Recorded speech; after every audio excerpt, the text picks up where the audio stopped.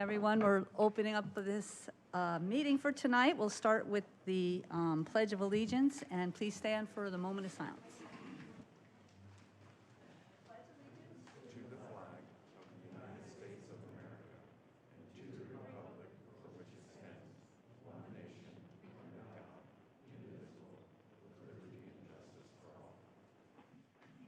Thank you. Please stay standing for a moment of silence.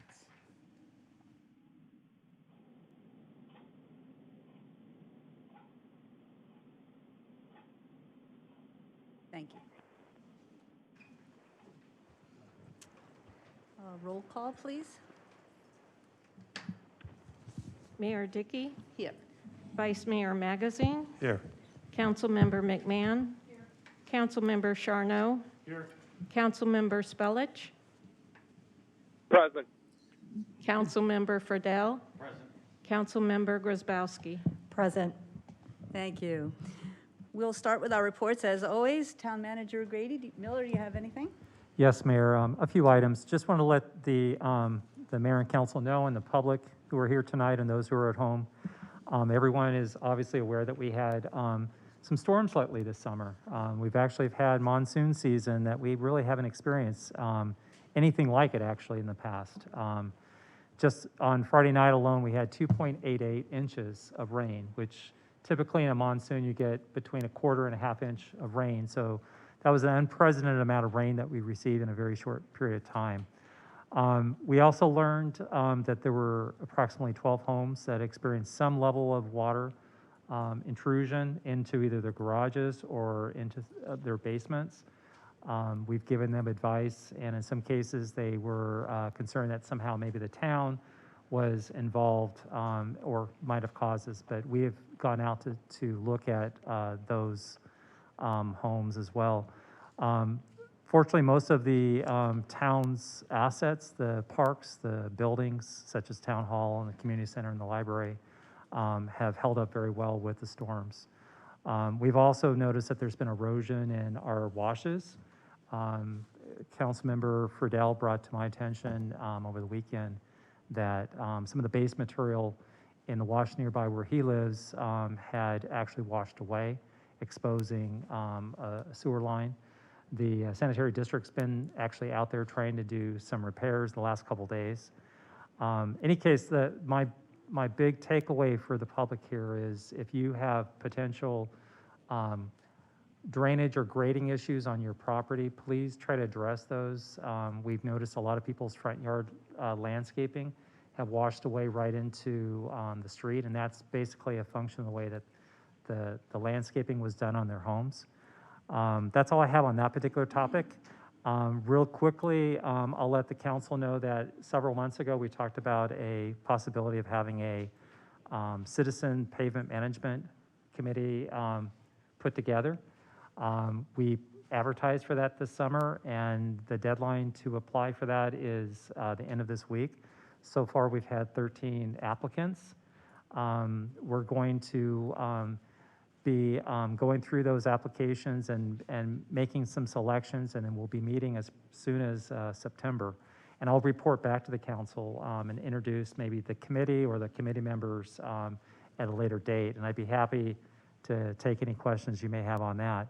And then finally, the mayor, myself, and the economic development director, Mr. Smith, have been involved on a regional broadband initiative. You recall this is a very important topic for the Strategic Planning Advisory Commission. So several of our residents have reached out to the council members about some of the broadband issues in our community. And so we signed on to this Greater Phoenix Metropolitan Area Initiative. There's grant funding that the federal government has. The first initial grant will likely go to help underserved people that live in areas in the valley here that don't have broadband service, but we're hopeful that we will be able to seek and obtain future grants that will supersize our broadband capabilities in Fountain Hills and elsewhere in the valley. That's all I have, Mayor and Council. Thank you. Yes, Councilman. Just FYI, it looks like we're supposed to 93% chance of another major storm tonight, and the radar looks really bad. So. Do you have another Thank you, Councilmember. report to make? Another report to me? I mean, for the regular reports here? No. No? Councilman? No? Jerry? Mike? Yes, thank you, Mayor.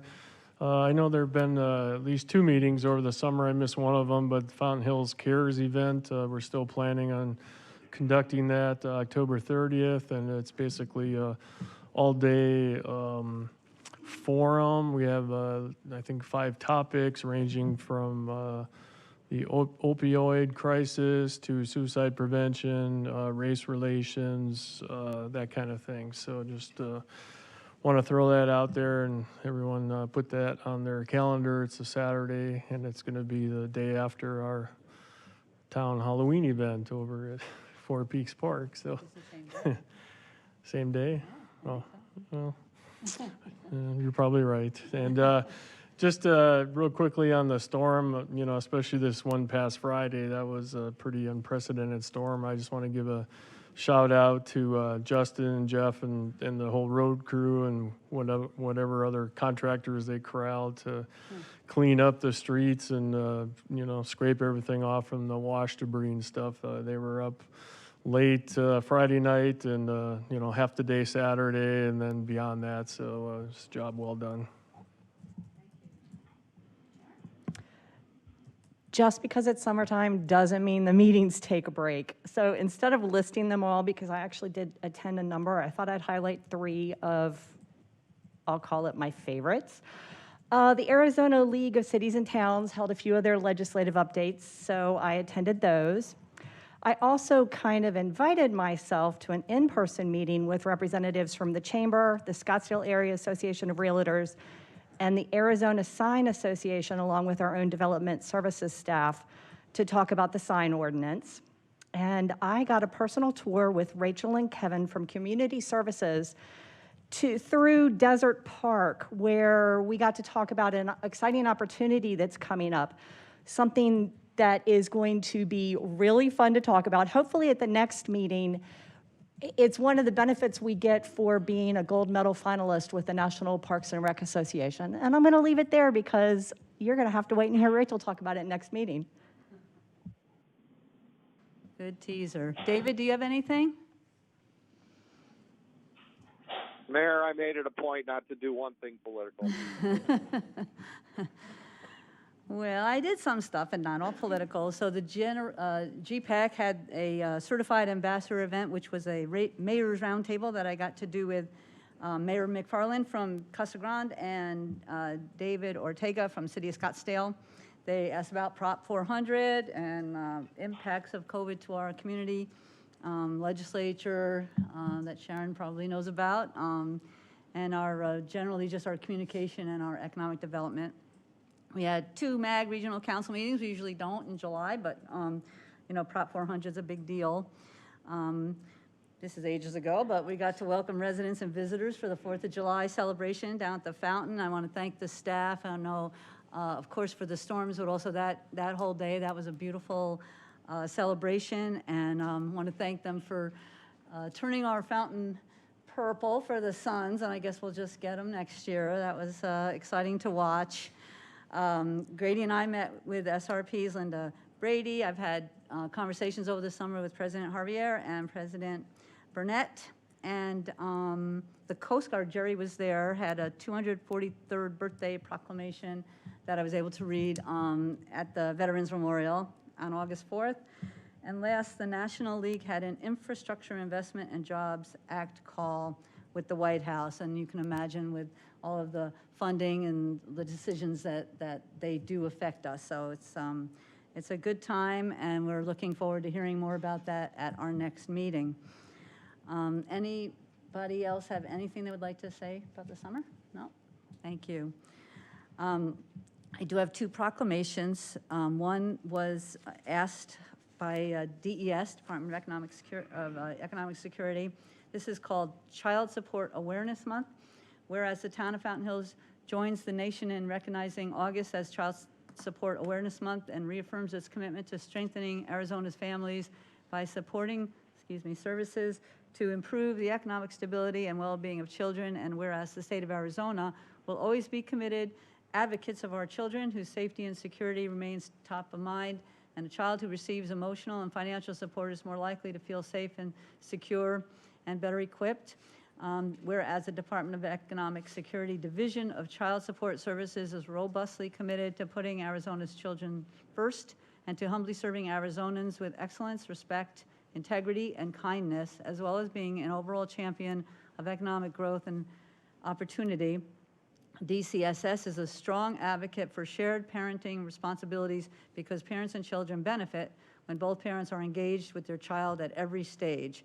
And whereas Child Support Awareness Month salutes diligent parents who spend time with their child and who make regular child support payments to safeguard their future. Now, therefore, I, Jenny Dickey, Mayor of Fountain Hills, do hereby proclaim the month of August 2021 as Child Support Awareness Month.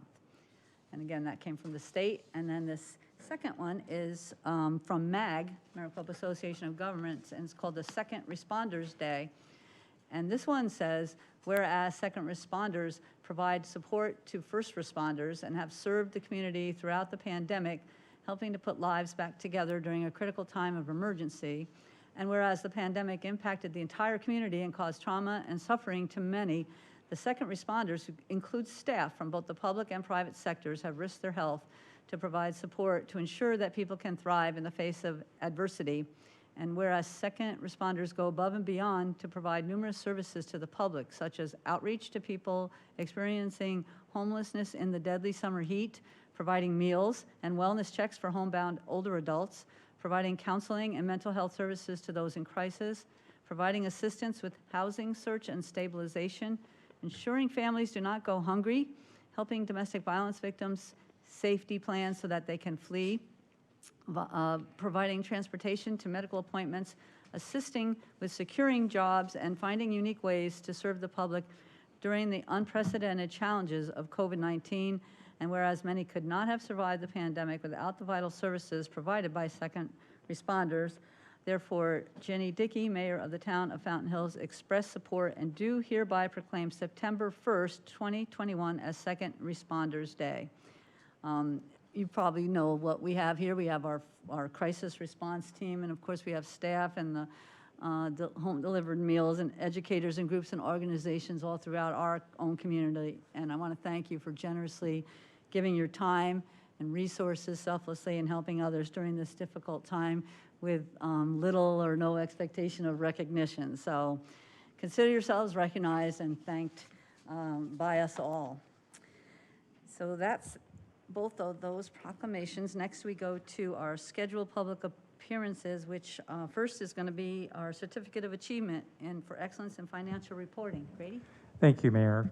Mayor and Council, if I can have David Pock, our Finance Director and Chief Financial Officer for the town, come up to the podium. We just recently learned that the town of Fountain Hills was recognized and received a Certificate of Achievement for Excellence in Financial Reporting from the Government Finance Officers Association.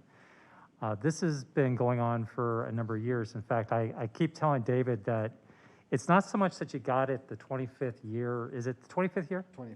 25th year. It's not so much that you got it for the 25th year. It's that you haven't broken that, you know, having it every year. So, but it's this is a really big deal because a lot of cities around the country, they don't all receive these recognitions from their peers. And this is an independent organization. It's a professional organization, but they have a team that actually looks at our actual budget book once it's published and completed. And they have specific criteria, particularly as it relates now. A lot of it has to do with transparency and the ability for citizens to actually readily get the information available that's in your budget, plus to accurately depict the information that is contained in the budget document. So I'd like to personally and professionally thank you, David, because you did a great job on UNB this past year on the budget, and this is a major accomplishment, so thank you very much. Absolutely. We'll be back here next year for 26. The streak alive, Council. In fact, we're waiting to hear back. We do another one on the Citizen in Brief. What is that particular award as well? That's a different publication that we do. Right, the popular annual financial report, we'll submit for that as well. which is more of a pamphlet, but it's actually something that's only been recently, we've been participating the last 5 or 6 years.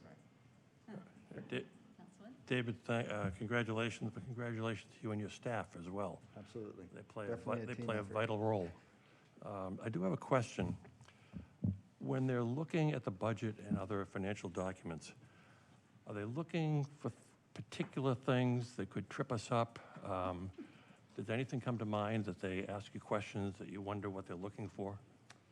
Absolutely, and there's about 4 pages of criteria that we have to go through and make sure that are included in each year's budget. They actually, starting with this next year's fiscal year 22 budget, they've updated those criteria, so there's quite a few changes. Probably the biggest single change that they made involves performance and strategic plan implementation throughout the entire book for each department. So that's going to be a big change for us. Great job, thank you. Yep, Congratulations. thank you. David, thank you for the job you do. I can't express being a finance guy myself. I have a good appreciation for what you go through and the numbers that you put together. So we're very fortunate, and I think that all the residents need to realize that we're fortunate to have you on behind the scenes for us. So thank you I'm again. only as good as my staff, so Yeah. that's great. Thank you. Appreciate it. All right. Next, we have our call to the public. Do we have speaker cards? First one is Crystal Kavanaugh.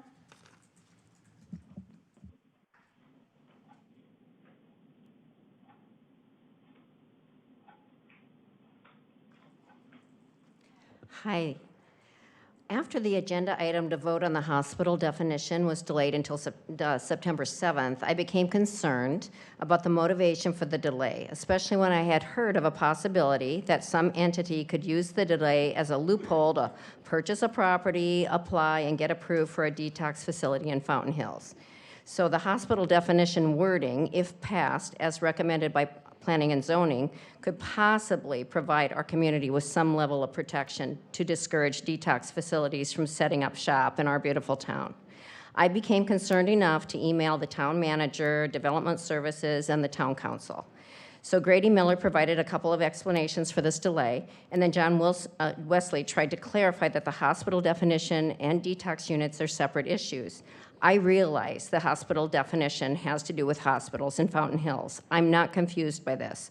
However, overnight detox units are indeed medical units. By having this hospital definition on the books, excluding them from having detox units, it would potentially provide guidance with future applications for detox. Approving the hospital definition indicates the intent of Fountain Hills not to be zoned for such overnight detox services. The Fountain Hills Medical Center was in agreement with this definition, so hopefully it will be passed by this town council as written. These detox facilities are very different than the drug and alcohol services currently being provided in Fountain Hills.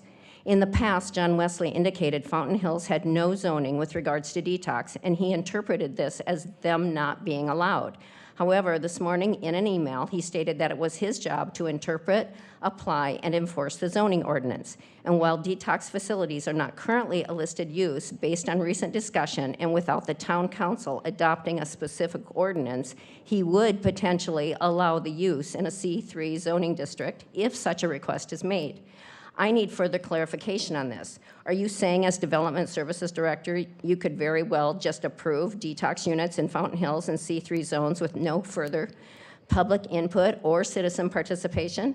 I'm talking about medical units with overnights for an extended detox time period.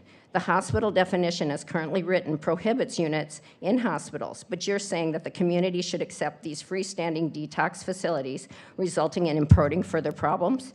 I would hope that the town of Fountain Hills would not let such a monumental decision be decided this easily without looking at the detrimental effects that many other communities have experienced once they allow these facilities in their community. This is a crucial topic to most Fountain Hills residents once they know about it. We are a small community who depend on you, our representatives, to look out for the best interests of us. But more and more, some of us feel like we have to look over your shoulders at every turn as you make decisions such as importing more drug programs and homeless programs that will likely transform this community, but not for the better. We need to protect Fountain Hills from the consequences of these facilities. Thanks.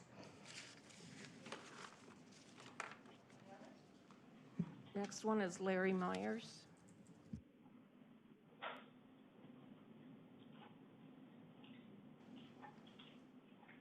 Mayor, council. I too postponed a business trip, thinking one of the most important issues facing the future of the town would be on the agenda, certainly a controversial one. Defining a hospital, especially in regards to behavioral health within some definitions of hospital. Lo and behold, it's not there. It raised some questions in my mind, and I must add some suspicions as well. Surely our town government doesn't think a crosswalk on Saguaro Boulevard or a storm drain has more of an impact on this town than a detoxification facility. They couldn't possibly. But they must, because quoting Grady Miller, due to the long break between the June 15 council meeting and the one on August 17th, adjustments needed to be made to the council agenda as it was inordinately long.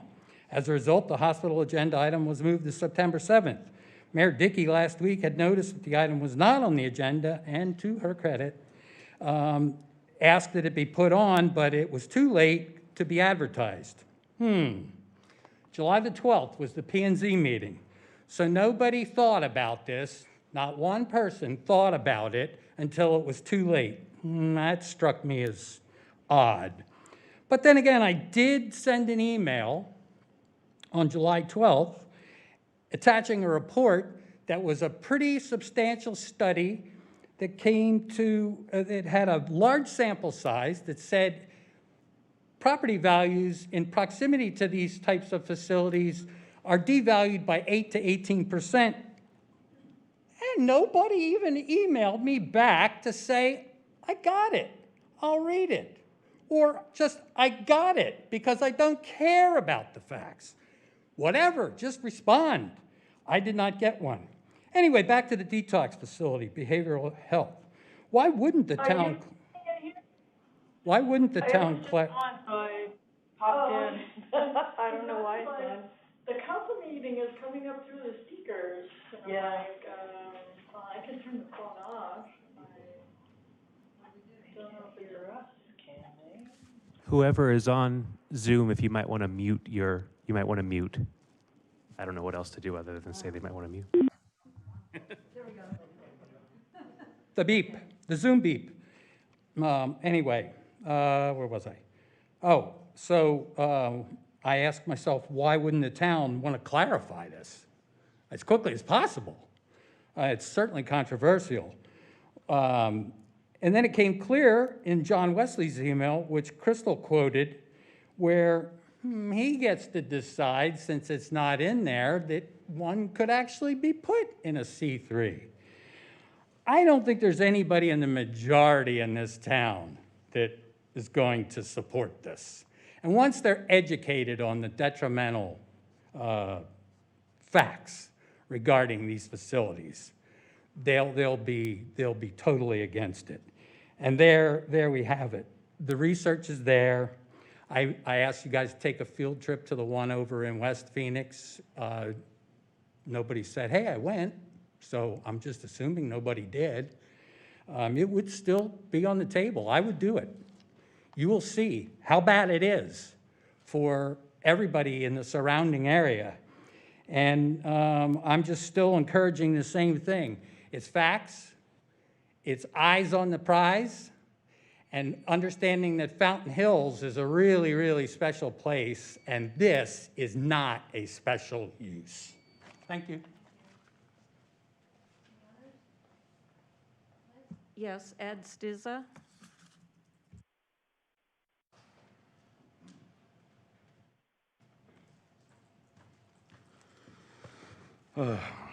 Good evening, staff. Hi, the council and mayor. Welcome back. Hopefully you guys had an enjoyable summer so far. So I'm going to talk about the 3 different subject matters, and I'll try to make it as quick as I can. And one of them is on the aesthetic of Fountain Hills, and I'm seeing it destroyed over the past year based on the decisions that are being made. I'm sorry, I didn't hear what you said. Would you repeat that? I'm going to talk about 3 different subjects. Yeah, what's the first one? One of them is on the aesthetic of Fountain Hills. Thank you. Okay. So, and that aesthetic basically encompasses a lot of the development that's going on here. There seems to be absolutely no plan to make everything congruent. And it does affect the whole look of the town. And I think it's become at a crucial point, considering there's only so much land left. So that's one of the things. And the second thing is I asked the town council before you broke to really consider these first street lights, at least in this application, to be put on Saguaro at the crosswalk at the Tower Drive. And I think that the public does not really understand exactly how detrimental those lights are going to be. So there's going to be a grievance and also a complaint filed based on the fact that to the Dark Sky International Association that you've got to do a better job to protect it. I didn't receive any sort of input or feedback at the end of the last meeting regarding the lighting. And all we talked about was safety. Safety is your liability. And regardless, I can sit here and give you all the problems with that, but apparently that's already been decided upon. So that's your liability. The lighting, you're kind of forcing on the public. And it's got to be, somebody's got to look at it. I asked about timers. There was no answers about that. Certainly the new crosswalk over here, it's a good idea. I mean, there's no doubt about it. It doesn't have any street lights. Neither does the one over by the high school. So I realize Saguaro's more traveled, but you're gonna ruin our dark skies. So I would really, I think everybody needs to try to do something about it. Work a little bit harder on it. Guys made decisions based on not having all the information in front of you. And I understand that, it's unfortunate, but you did. So the town's becoming denser, and with that brings more residents. We have 50, there was a comment made during this past year about 50% capacity. We need 50% more. We only have half of the parks we need, and this place is getting denser. Spent $1.2 million on improvements down at the Fountain Park. Certainly not saying that was wrong, but why aren't we purchasing property to extend the park system here instead of, you know, trying to, how can I say, let developers come in and just take control. So I didn't get through all of them, but anyway, thank you.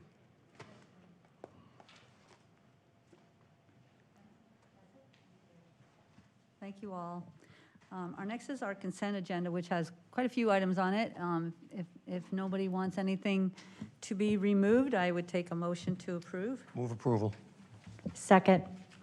All in favor, please say aye. Aye. Aye. Thank you. Thank you. All right, so now we go all the way to the regular agenda. I'm going to just say straight out that on the,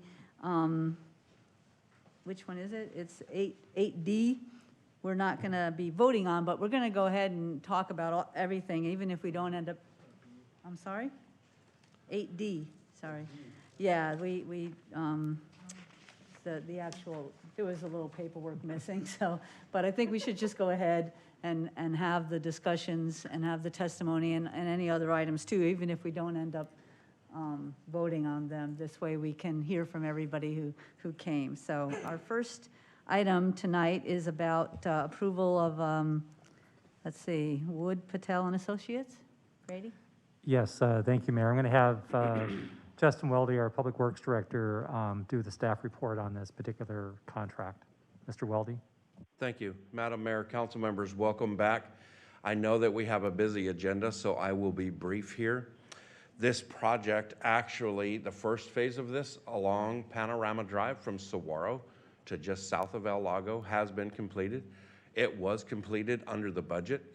As an additional reminder, that project came to light as a result of some unusual storms that we had in 2018 and 19. With that said, excuse me, Phase 2 was actually part of Phase 1, but we decided to move that out into a second phase so we could accomplish the items that were very important at the time, which was catastrophic pipe failure in several locations. With that said, this phase here is actually in the wash south of El Lago. This is an area that is prone to standing and very, very slow flowing water from one or more of the natural streams in that area. This project will simply capture that water and move it downstream about 600 feet to a pump that we maintain that pushes this spring water back to back to Fountain Lake. With that, if you need any additional information or you have some questions, I will certainly answer them to the best of my ability. Thank you. Anybody have any questions? Yes, Peggy. Good evening. I have a question about the finances on this. And I wanted to know, it says that it's 79.9, but the aggregate amount not to exceed 178. Is that for both phases that we're talking about, this design was? It's at the agreement on page 1, item number 2, compensation. And also,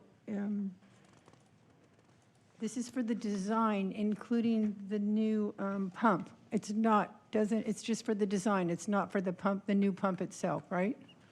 Madam Mayor, Councilmember, no, this is just for the design. Okay. We will return to this mayor and council with that final design and the engineer's estimate for the implementation of not only the pipe, but also the pump and the electronics associated with that. That'll be in an outlying capital year.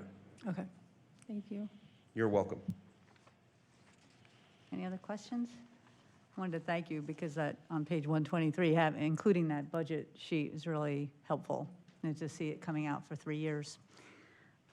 So does anybody want to make a motion, please? I will. I move to approve Amendment No. 1 to Professional Service Agreement 2020-071 with Wood, Patel, and Associates for engineering design services for Phase 2 of the Panorama Storm Drain in the amount of $79,900 or less. Second. Thank you. All in favor, please say aye. Aye. Any opposed? Okay, thank you, David. Okay, thank you very much. Do you have the next one, too? Oh, sorry. Proceed, go ahead, Mr. Yes, ma'am. Baldi. Madam Mayor, council members, this next project is related to public safety and the nearby neighborhoods adjacent to Desert Vista Park. As a reminder, this was brought forward as a capital project. The mayor and council approved the design as part of a capital project. Shortly after the design was approved, we returned to this mayor and council with a 30% roll plot. The roll plot that was shown right here in these chambers included information about the location, the types of changes that would be made, including the rapid rectangular flashing beacons that would be installed as part of that project. We are now back tonight after having sought bids for this project, and I'd like to take just a moment and discuss that. The mayor and council have approved numerous cooperative purchasing agreements with the purchasing authority that would have allowed staff to direct select a contractor for this project. However, to ensure that we are getting the best product for the least amount of money, we opted, under the direction of the town manager, to solicit our job order contract holders. These are contractors that we have agreements with. Each of them were provided all of the same documents and a time frame. Having reviewed that, they submitted their bids. Those bids are included in this packet. With that said, we forward a suggestion to select Vincon Construction Engineering LLC as the lowest responsive bid for this project. If there are any questions in regarding to the bidding process or any other questions related to this, I will certainly answer them to the best of my ability. Thank you. Jerry? Justin, we just heard from a resident that has concerns about the lighting at that crosswalk. Have we allayed any fears with that, with maybe some shields or baffling on those lights so that the dark skies people won't be agitated with us as well? Madam Mayor, council member, we will certainly, after the lights are installed, ensure that we have shielding that is appropriate. We do not know what that is today, but it's certainly after they are constructed, we will immediately install shielding where necessary. It should be noted, and this is very important, that pedestrian and traffic safety is our primary and most important goal here. We certainly want to be compliant with the dark skies, and we will do that to the best of our ability after we meet the safety factor first. With that said, we have been able to be in compliance with our lighting at the Avenue in Saguaro and still be in compliance with the dark sky community and the town hall parking lot and other locations within the town that the town is responsible for the lighting. Thank you. Yeah, and I just want to add to that, Councilmember, good question, and I do want to assure the council that this will be dark sky compliant as part of this, as well as there are provisions in the dark sky ordinance that actually has exceptions, and one of them is like pedestrian safety and things of that sort. But as typical with our intersections where we have crosswalks, we have shielding on those lights, but enough that it produces the lighting that they need to walk, but not bleed into the surrounding area. So we will ensure that this is fully compliant with dark skies and also meets safety standards.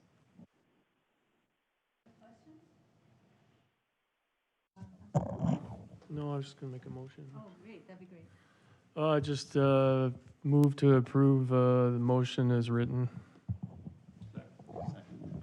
Thank you. Were there any speaker cards? I'm sorry. All those in favor, please say aye. Aye. Any opposed? Aye. Thank you. So this next item is one about the noise ordinance. So we are going to talk about it, but we have heard some concerns that came up pretty suddenly.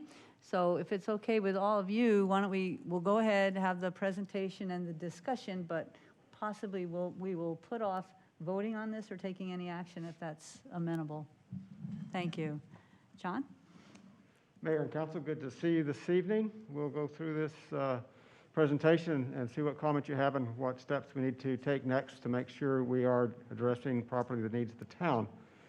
So this is a proposed update to the noise ordinance, which is section 1117 of the town code.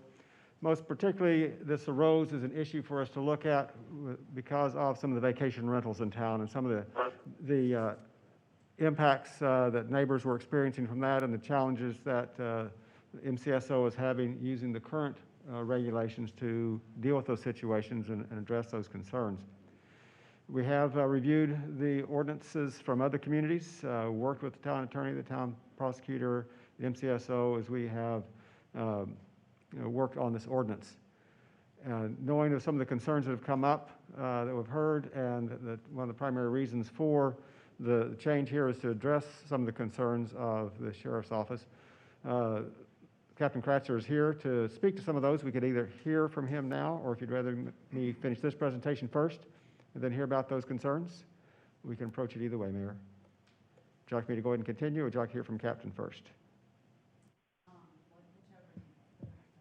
Mayor, I would suggest that John continue with the presentation because it might conjure up questions that the council have, Okay, and then we thank can you. bring up Captain Kratzer. Okay, sounds good.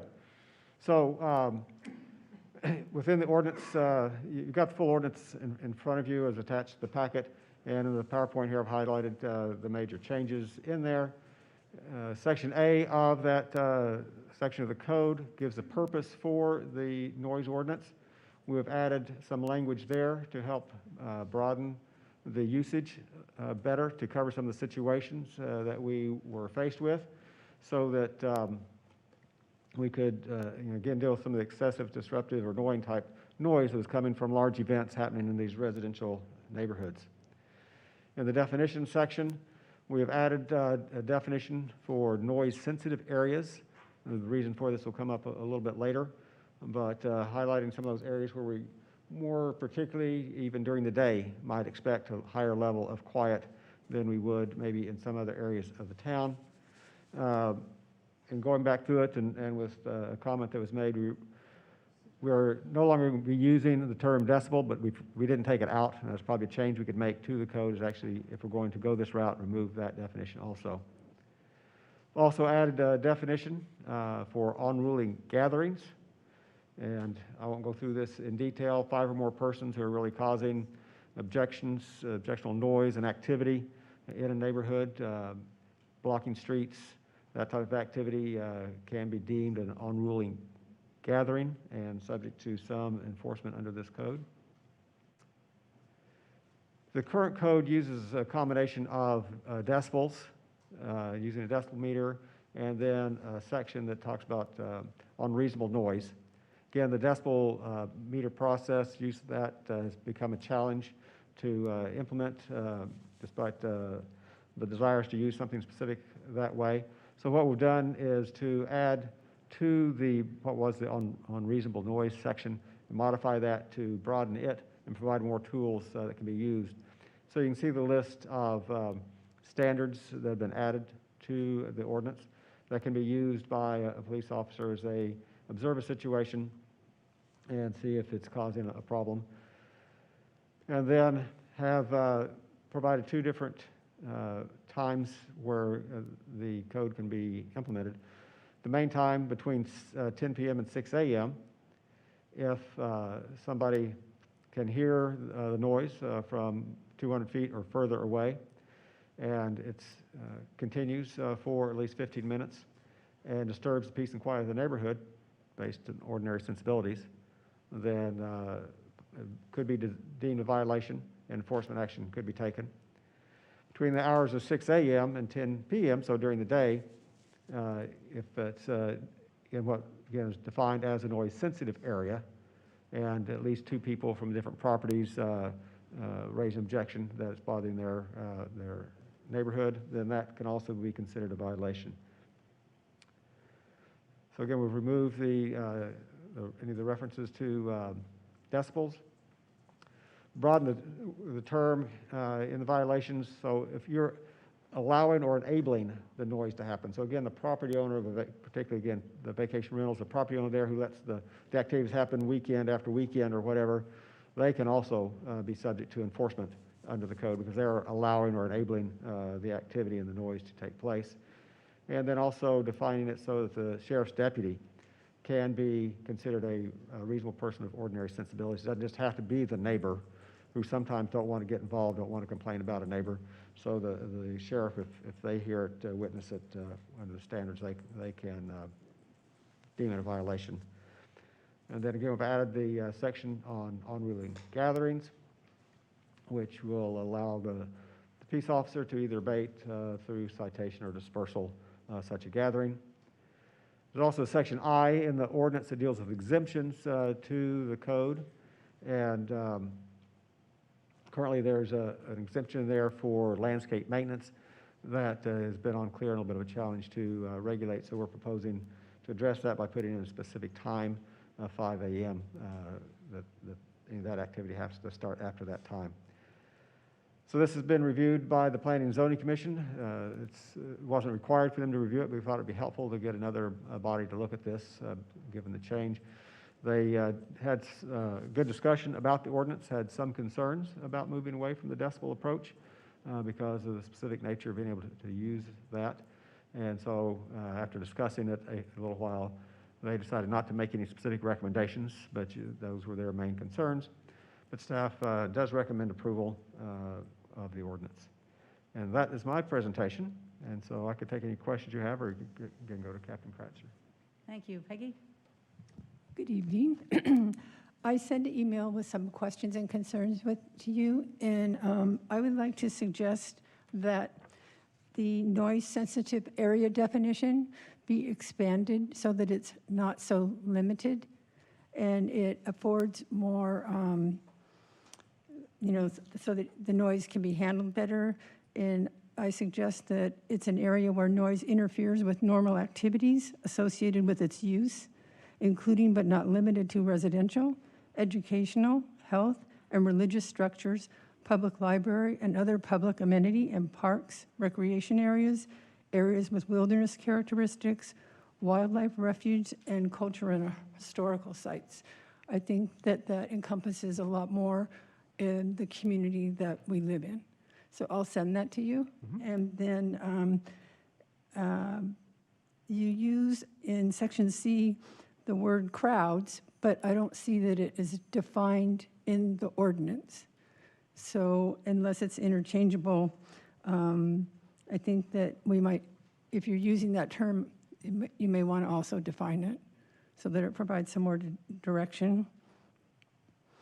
And also in e-violations, I think that it needs to be explained a little bit more, and I think that, I know this is out of line and I'll send it to you, but you need to add, I think, noise-sensitive area into that paragraph, but I'll send you that information. Yes, okay? thank you very much. And also, I think that the fees need to be raised for violations. Yes. Because Scottsdale's fees are like a lot higher than ours, and ours are really minimal compared to other cities and towns that I looked at. So I do think there should be a consideration for raising the fines. Thank you. Heather? Yes, Mike?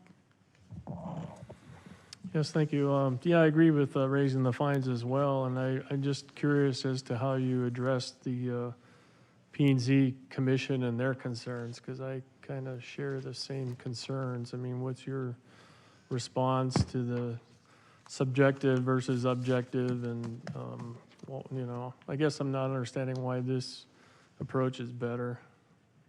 Mayor, council member, I think that's where Captain Kratzer is going to provide a little bit more of the detail why the current ordinance has been a challenge for them. I can say that, again, as we developed this language, we borrowed language from other cities that have used this type of language. It's been reviewed by the town prosecutor as well as the town attorney and the captain, and they all felt that this was language that would be usable and enforceable. Well, just, and maybe the captain can answer this one too, but maybe from a planning development standpoint, I mean, is it possible to have both of them in there? So, Mayor, Councilmember, yes, the current ordinance has decibel and a section for unreasonable noise. So they did try to use both of them. When the decibel approach was causing challenges, and we felt like it couldn't work, or the sheriff's office felt like it couldn't work, we thought, okay, let's get rid of that because we're not going to use it. Let's beef up the unreasonable noise portion. But we could go back potentially and have both in there. I mean, I'm just wondering if you leave the expanded parts that you're introducing tonight and have the decibel thing in there as kind of a backup almost, or if one is not working that evening, you know, go the other, vice versa, or have them both. I mean, I don't know if legally if that's possible, but to me, it just would give us more authority, I think, to approach it and handle it, but it's my opinion. Thank you. This is good because this conversation will lead to, when we bring it back later. Yes, Councilman? Far be it from me to question our legal staff, but I sent an email, I think yesterday, to the mayor and to Grady, to John, questioning this whole approach. When I see words like unnecessary, unusual, disturb the peace, reasonable person, and so on, I say to myself, who is going to make that determination? Who, how, why, and so on. Maybe I could be convinced, but I guess a couple of questions I have is that when we say that other jurisdictions have similar ordinances, I'd like to know how those ordinances in the other jurisdictions compare in verbiage to what's being proposed, number one. Number two, it was very important. It's called age. Yeah, I want to know how it compares with those. Oh, I know what it was. And I want to know if it's ever been tested legally, whether or not in any jurisdiction where it uses similar verbiage, whether anybody has been cited and challenged it in court. Thank you. Maybe if you want to hear from Captain Kratzer, and then because he's also had input from the prosecutor. Is that okay, Sharon? You wanna Yeah, ask first? actually, I would love to hear from him. That's probably addresses most of my questions. Okay, thank you. Captain?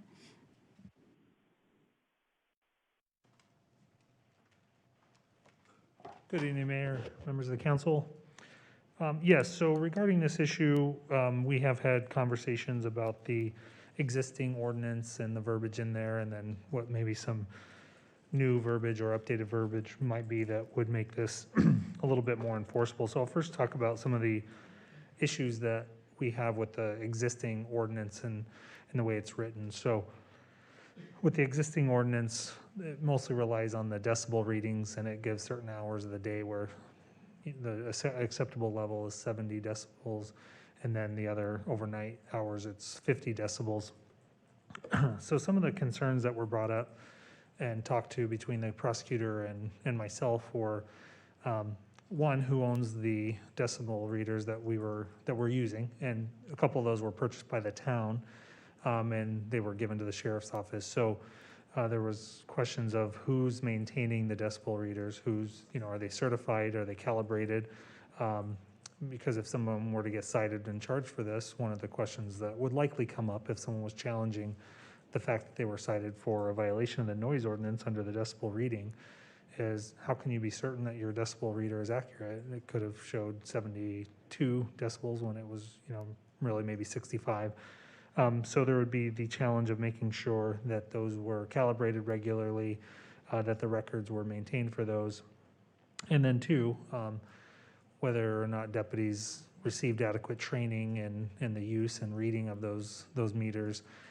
So these were not issues that were, impossible to overcome. There were probably solutions that we could get to where we would implement protocol to have that. It just added other layers to the problem that we didn't have identified at the time. So this ordinance was in place. We were potentially looking at enforcement with decibel readers, but not having, the follow through, or the case could have been thrown out if somebody were charged because we didn't have any of this delineated for the agency or the town. So that was some of the issues with the decimeters themselves.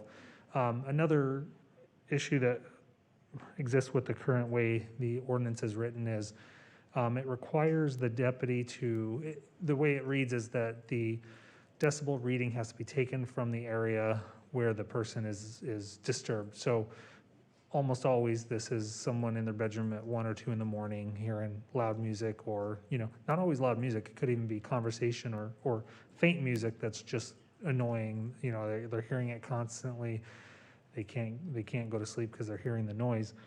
So it requires them to allow a deputy to go into their residence at 2 in the morning in their bedroom, take the decibel reading to make sure that it is over that decibel reader, that decibel level. We found a lot of hesitation in people wanting to allow us in the home at that time of the morning. Most times they just wanted the noise to go away. They didn't really want us to go through all those motions to then charge. A lot of times people are already hesitant to charge someone or want to be a victim in something like this. And then you start laying out all these other parameters, and oftentimes we see some hesitation. So that was one area. Then one of the conversations I had with the town prosecutor was the decibel level of 50 decibels from 10 p.m. till 6 in the morning. And again, with, a lot of times some of these issues, especially with some of these Airbnbs or these short-term rentals, the noise disturbances that were frequent and common were people complaining that there was someone outside on the patio, groups of people, maybe they're having conversation, but it carries through, some of the valleys, and they can just hear it in the room. So when you take that decibel reading, it's not going to exceed 50 decibels. So the dilemma we're in is this is very black and white. It has to be over 50 in certain hours or 70 in other hours, or there's no violation, and the people that are making the noise can continue because there's no violation determined. So some of the verbiage in the draft of the new ordinance provides other opportunities, other options for unreasonable noise, excessive noise, and it is a good point. It's a very valid point that there is some discretion there and it is a little bit more objective or subjective rather than objective. And we see that a lot in law enforcement with violations of laws. I mean, there's a lot of times where an officer has to use their discretion to determine, and it's not always just black and white for them. So I don't see that being a challenge that we couldn't overcome anytime if we were to charge somebody for unreasonable or annoying noise or unusual noise. The deputy would clearly have to articulate in the report the reason that noise is unreasonable or annoying to the complainant or an unusual noise. Prior, the existing ordinance says that for it to be a violation, the person has to make or create the noise. So it doesn't give us any sort of ability to enforce situations where maybe it is an Airbnb owner who is renting out the house every weekend and they're having large parties, where the new verbiage allows for enables or allows, so it gives more ability there for broadening. And one of the things we've talked about is the short-term rentals. When there are parties at a lot of these, you can warn, part of the process of like issuing a citation or charging somebody with this, it's usually letting them know. They have to know that the noise that they're making is unreasonable. Not always. If you can say, clearly the noise you're making, you should have known, a reasonable person would know that that's going to disturb your neighbors, or people trying to sleep at 2 a.m, you can escalate it there. But a lot of times it's letting that person know that the noise that they're making is disturbing their neighbors, and 9 times out of 10 they stop the noise. You rarely get the people who are going to continue partying or continue having the gathering after that, but when they do, that's where the issue usually comes in. So my point to this is, when we tell people it usually stops, the neighbor has immediate relief, but then the next weekend when the new party comes and the new homeowner, it's almost always a new renter, not the existing one who was there the last week or 2 months ago. The only constant in a lot of this is the property owner who's allowing this to go on. So that's where this also gives some ability in unique situations. And there's other situations where this would open up the door for possible enforcement if needed with the annoying, unusual, unreasonable noise. So yes, there would be some requirement there for a deputy to determine whether or not that is. So there would be discretion, and it would be a little bit more subjective.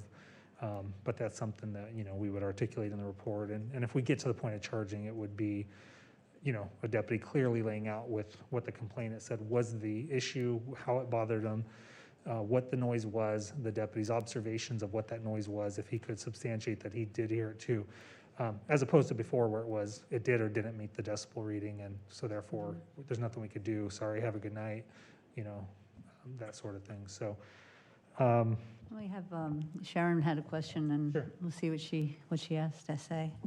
You answered some of my questions. First thing I want to say is I agree with both councilmen that spoke before me that you've got some very subjective terms: unnecessary, unusual, unreasonable, excessive, disruptive, and or annoying.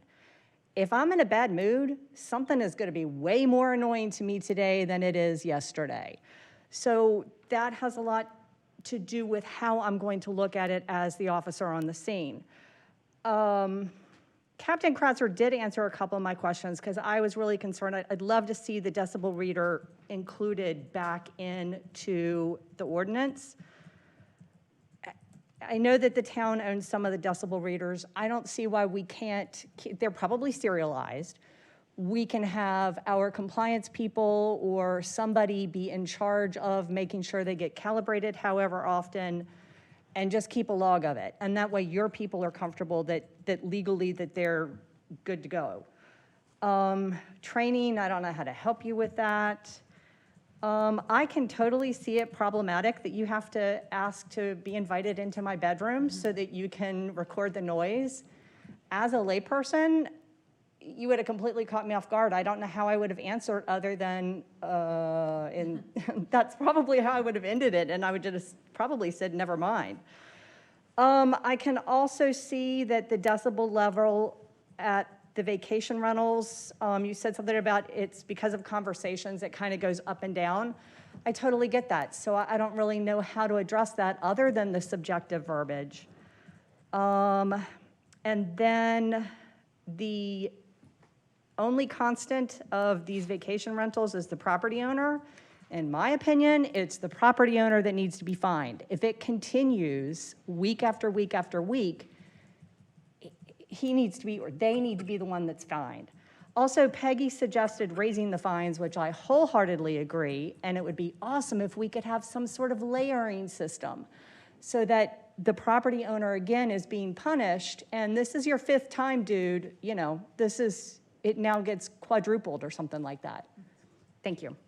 Thank you, Sharon. I'm going to see if David has any Oh, questions. sure. first. David, do you have any questions or experience here that you can share? Experience attending loud parties? Whatever you want to share. I agree that with Captain Kratzer that I don't believe that any deputy or anybody rolling out to a noise call is just going to willy-nilly enforce this. I think we can. I mean, they have the ability to make a traffic stop and issue a ticket if they want. If they don't want, it's all discretion. I believe giving them discretion with this noise thing is a good thing. What I really like is the fact that I've had residents send me videos of parties that were going on. I'm sure other council members got those videos when people were kicking huge parties at these Airbnbs and that. And I believe that they were very worried about being the complainant in this and having to sign complaints, show up in court and everything. I think relieving them of the ability to not have to do that and everything, I think that would be very welcome. But I also would be fine with the decibel being included with the verbiage in the statute. I don't know what it takes. I know what it takes to certify DUI machines, breathalyzers and everything.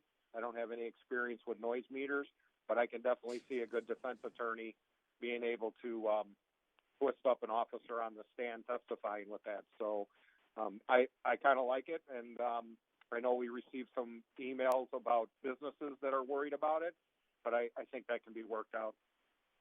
Thank you. Councilman? Yeah, Captain, I'd like to go back to a couple of the questions I raised earlier. And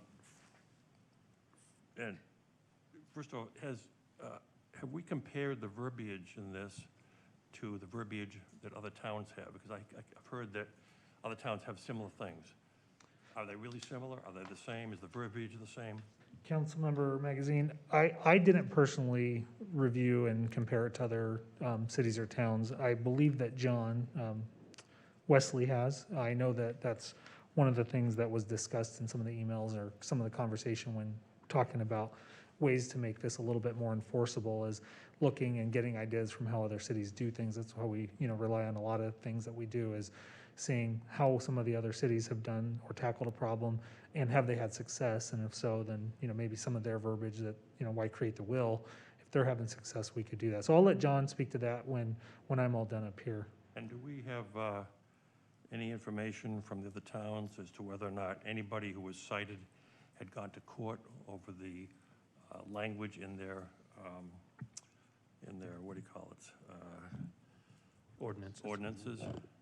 Are you talking about town of Fountain Hills? Have we had? No, other towns Oh, that we're told have similar ordinances. Do we know if anybody has been cited and gone to court over it? I don't know the answer to that one either. I don't know if John would, but I'll have him address that when he comes back I have a up. question for Aaron. Aaron, if somebody was cited because they have annoying noise or unreasonable noise, and they go to court, would you want to defend it? So, Mayor and Council, I have several thoughts on this ordinance, both from a legal perspective and from a practical perspective. And it is by no means intended to reflect adversely on Captain Kratzer. Captain Kratzer wasn't the one here the last time we adopted the last version of this noise ordinance, or the one before that, all of which contained elements that this council is expressing that they would or would not like to see in this version of the ordinance. So my first response to that question, Mayor and Councilman Magazine, is that, well, would I want to be prosecuting it? Would I want to be prosecuting this case? I know from reviewing past case law that these types of statutes, including the state statute, the ordinances that are similar to this one, have been upheld by our appellate courts as not being unreasonably vague or unconstitutionally vague. they have been upheld. Whether it would be upheld in a specific instance depends on whether an objectively reasonable person would find the violation in question to actually, the action in question to actually violate the ordinance. So you can try them. They're defense, in some instances they're defensible, in some instances they're not. Depends on the objective, depends on how someone is looking at the standard, right? The bigger thing that I want to make clear here, and I do so respectfully and delicately, is that the last time that we went through this, we worked pretty closely with the Maricopa County Sheriff's Office and the Maricopa County Attorney's Office because of concerns that they expressed with the prior version of our ordinance. And the changes that we made were directly related to concerns that MCAO expressed. That has, again, no reflection on the Sheriff's Office specifically or on Captain Kratzer specifically, because Captain Kratzer doesn't have any control over what MCAO does. So with great respect to my colleagues at the county, I'm getting to a point where I'm a little bit not certain what the county wants. Not certain what?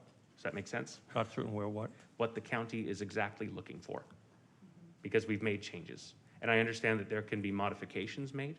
And in fact, it's clear based on Captain Kratzer's presentation that changes do indeed need to be made. That maybe just we all didn't contemplate exactly what was going to happen, how this was going to play out once deputies got on the ground to try to enforce it. I understand all that. But as I'm hearing questions and as I'm hearing the concerns, one of my responses has to be, we have made many attempts along the way to address these kinds of concerns. And it sounds that they're still haven't been addressed. So I'm hopeful that this new version of the ordinance will address the county attorney's office and the sheriff's office concerns, whatever those concerns may be. That's helpful. I just want to make one other comment. I don't want anybody in the public to think for 1 second that I don't want to enforce a noise ordinance, whatever it looks like. It's been a real problem for a lot of people, so I'm very much in favor of making it as strict as possible, and I certainly agree with increasing the fines. Thank you. Councilman Friedel, and then we'll hear from the public, please. Captain, I just have a couple of questions. Do you know in the last year how many calls you were called out on for noise violations, and were they residential or commercial? I don't have the numbers with me, but if I had to have a ballpark in the last year of how many noise calls, we get quite a few on the weekends, and I mean, it's all relative to the size of the town, but I would say over the last year, I would say we probably dealt with 100 or so noise calls. Can you give somebody who has no idea what 50 decibels is like? Is it like a car backfiring? Is it like a band? I have no idea what 50 decibels is. You know, in response to one of my emails, I was trying to find some comparable figures on the great internet to see what that would be comparable to. Some of the things that brought up was the humming of an AC unit or a commercial grade AC unit. So those are hard to put in perspective when you're trying to think of. One of the other things it did talk about was conversation in a restaurant. You know, maybe that it's not really loud, but you can hear the conversation. You can't maybe make out what someone's saying, but you can tell, there's people talking and voices. So it is hard to put that in perspective, what 50 decibels sounds like, or even 70. Thank you. Go ahead. I guess maybe to Aaron's point, I'm just wondering from a legal standpoint if it would be beneficial, to have components of both in there in terms of trying to please, county attorney's office and everybody else, but at least that way, you can rely on one if it's practical and helpful to the deputies, or if it's some other situation where a decibel reader would be advantageous. I mean, to me, that just gives us more tools to work with in terms of getting to where we want to be. But that's what I would like to see if we can do it. So I'll just make a comment. I wanted to make sure, I know I said it earlier, but if that's the direction of the council and the way that the ordinance is written, it's definitely not something we couldn't do. The decibel readers, we could obtain those through even the county purchasing them. I can get those written up. We could maintain them, serialize them, find a vendor who, it probably is sounding like this is an extreme challenge. I think that solutions to that are probably not all that difficult to find. We could probably go down the road of checking all those boxes to make sure deputies have whatever training that might be, whether it's, I don't know how in-depth it would be. I'm guessing it's not super in-depth. We use portable breath tests, and those don't require an abundant amount of training. And then the calibration, we get our vehicles calibrated, we get our PBTs calibrated, so I'm sure there's a vendor out there who could easily do the calibration on those units, and we could store the records in our shop here so that there's not, the town's having to do some and we're having to rely on them for records. So it's something that if that's the direction of the town and there is a two-part process to this or two options, we can make that work. I'm not sitting here in front of you trying to tell you the decibel reader for us is not doable. It's just in the past, with that being the main and the primary way to enforce this, there were definitely challenges with those things, and then with the enforcement part of it being almost black and white of that's your only way to have a violation. Thank you, Captain. Do we have speaker cards? We don't, okay. Okay, that's a surprise. I have just a few things. One is, I think, was touched on, commercial proximity. So what's if it's a place that's in a commercial proximity or in our downtown area, entertainment district kind of a thing, do we want, people to be complaining about music if they're living next to, our downtown, which we're hoping to have our musical Thursdays and other things to continue and have this, maybe Friday night deals happening. So that would be part of my question, would be where. The existing nuisance and disorderly conduct kind of things that we already have going, how much can those come into play? It's not always a decibel level that's like, so crazy loud. It's whether something is disorderly or bothering you, those things already exist. And then my most radical suggestion is that if this is indeed because of a problem with short-term rentals, do we wait to see, because next meeting, we will be talking about our legislative agenda. There's very, very strong feelings in Paradise Valley and Scottsdale and here in Sedona and other cities to continue to get back the ability to regulate short-term rentals. Do we want to wait? Do we, it's just food for thought, because if this is the primary driver of this, maybe we can go back to really strongly advocating to getting some of that back. So I just put that out there. And since we're not going to vote on it, you have other things you'd like to say, please feel free. Yes, sir. I do have a question for John. Is this supposed to run from 10 p.m. to 6 a.m.? Mayor, council member, yes, there's standards for both, from 10 p.m. to 6 p.m. It doesn't depend upon the noise-sensitive area, but in those cases, again, going through the standards. Because I saw in the write-up you've got for landscape noise after 5 a.m. Right. So I don't see it, but do we have a lot of landscapers out at 5 a.m.? So currently, it's during daylight hours. Okay. And we have in some of the golf courses pushing that, and they think it's daylight a lot earlier than other people think it's daylight. And so we felt it was a good idea to have a specific time in there that from talking with the different golf course managers, what seemed to be a reasonable time, and they agreed 5 a.m. would be reasonable. And I guess the residents realize that when they move in there, right? Sure. Oh, yes, absolutely. The old airport thing. Yeah. Any other comments or parts of our presentation, or, yes, Grady? Mayor, this was all very good discussion, and by the way, Captain Kratzer, you did a great job of at least trying to explain from your perspective and law enforcement's why you feel the decibels don't really work. I think what we'll do, we've heard some really great direction from the council tonight. Even Councilmember McMahon said that she has some email that she can forward on. Staff will go back, and I think the consensus that I'm hearing tonight is that the council would still like to see the decibel levels in an updated ordinance. Does that sound correct to me? Mm-hmm. So whether it's always going to be used or not, or we can kind of get those things worked out. That's what our current ordinance has. It has a little bit of a combination of both. So we're looking at probably then kind of maybe just doing housekeeping and updating. And I think that there were some really good adjustments that Mr. Wesley was trying to make adjustments or amendments. So I think we've got I think we got the makings of something pretty good here. So I think what we'll do is we'll come back and bring back those suggested changes. And I think we'll have, a winner on our hands here. So if that's okay, that's what we'll do. Sounds good. Any other questions? Thanks a lot, Grady. Thank you, Captain, and everybody for all your input on this. I know there's so much pressure to address this short-term rental issue, and I'm sure that drives a lot of this. Our next item is talking about citizen participation for changing zoning or for other development. I am going to open the public hearing, and then we'll continue it to the next meeting where we'll be able to vote. So I will open the public hearing, and we will hear about citizen participation. Okay, thank you, Mayor, council members.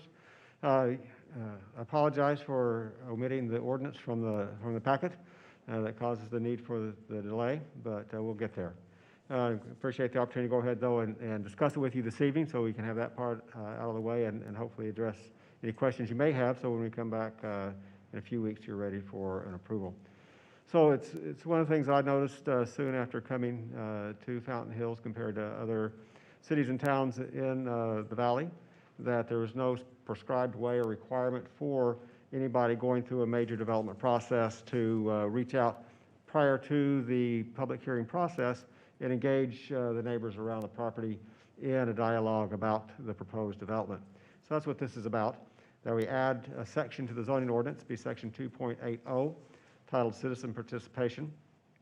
And it would be used for any application coming through the planning department that requires a public hearing. So it's the general plan amendments, the rezonings, or the special use permits. And they would be required, as we'll talk about in a moment, to file at the start of their process a plan for how they're going to engage the public, and then later in the process, a report for what happened during that process. It includes both an ordinance and a set of guidelines. The reason for that being is when you think about these in terms of some of the special use permits, such as the one you're going to see tonight, the one you saw a few weeks ago, where the individual was taking the second floor to put residential in an existing building. That was a special use permit. If this ordinance were in place, they'd have to do the citizen participation process. That's a pretty small scale event going on with very minimal impact. Or on the other hand, if we think about all we went through with the hospital and the special use permit for that, or a big case like a Daybreak, the scale of what somebody's going to need to do in one of those plans and through that process is vastly different.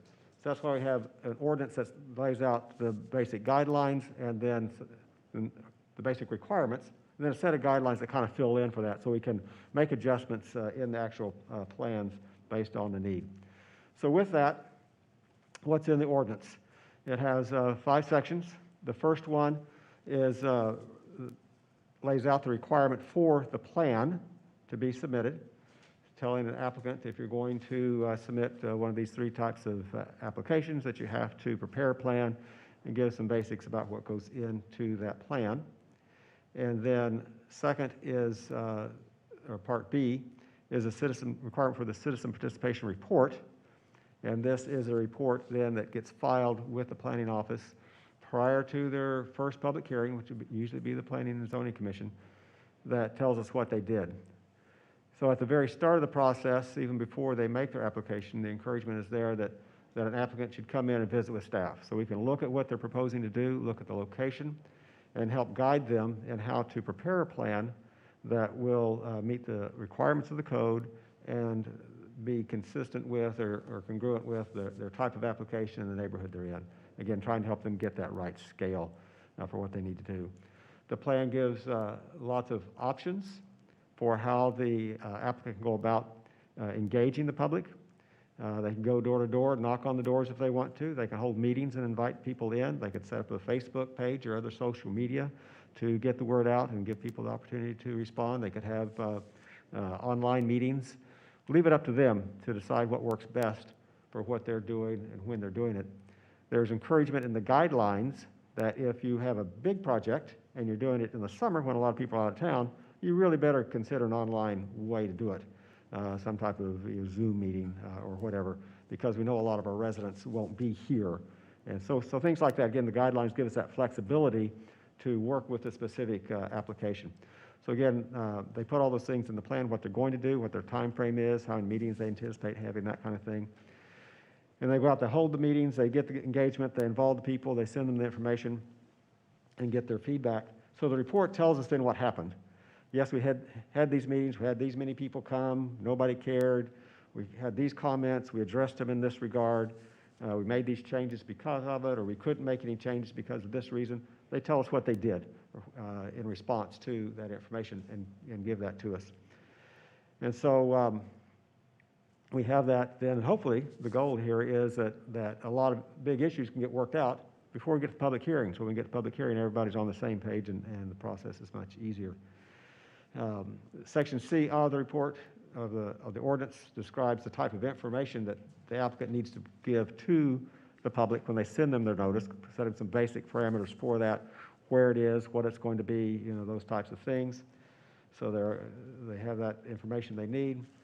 Section D of the ordinance lets the applicant primarily know that if at some point here in the process we feel like they didn't either create a good enough plan, didn't follow our guidance in doing that, didn't properly implement the plan, didn't properly listen to the neighbors as it came through, that could then delay them at the public hearing. If we get to this public hearing phase and, you know, we can tell they didn't do a good job, we have citizens come in and saying, well, you know, said this, that, and the other, and it's not reflected in the plan, they didn't listen, whatever those cases may be, that's what can happen, is that the case could be continued, so they can go properly do that citizen participation.